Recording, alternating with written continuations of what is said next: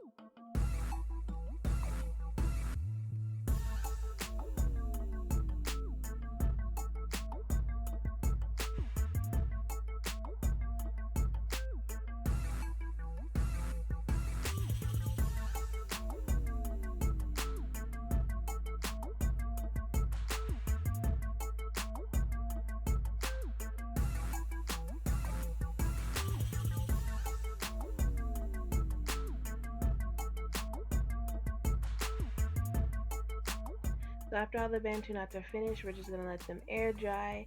We left ours in overnight. So the next day when we took them out, they were pretty much dry. Mine weren't all the way dry.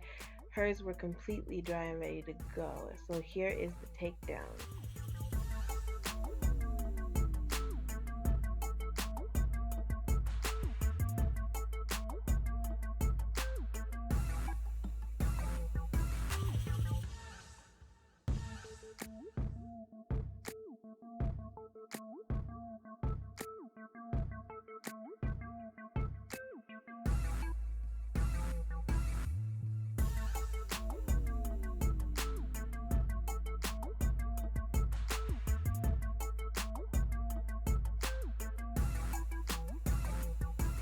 So after we took them all the way down, making sure they were pretty much dry, we just went ahead and continued to separate a little further. So I would just separate each strand and twirl it around my finger, or as many times as I could till I got my desired volume.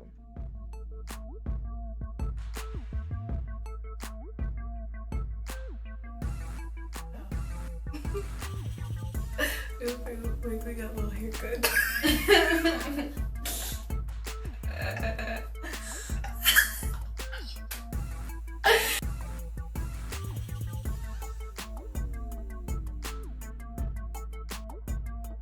So I was a little disappointed in my results. My niece liked hers, but now it's time to style our hair, so we're just gonna make it work. So I decided to keep my middle part that I used to originally set my Bantu knots, and I just decided to twist my hair back and pin it in place, and then fluff out the middle to kind of give it more of a round shape. And then my niece went with her side part and she bobby pinned it in place, and then we're both going to use edge control to just sleek down our edges.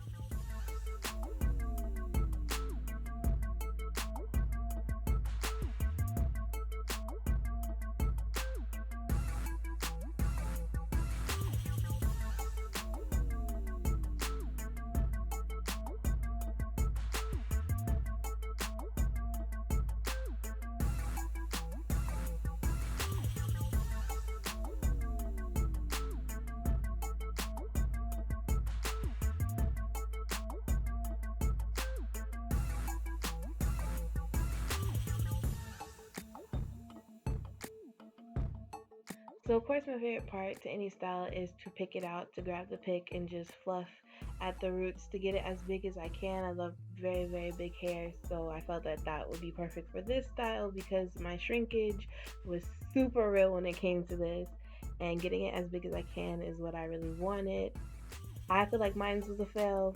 My niece loved hers, but it was a great experience for both of us, and probably use different products the next time, different techniques.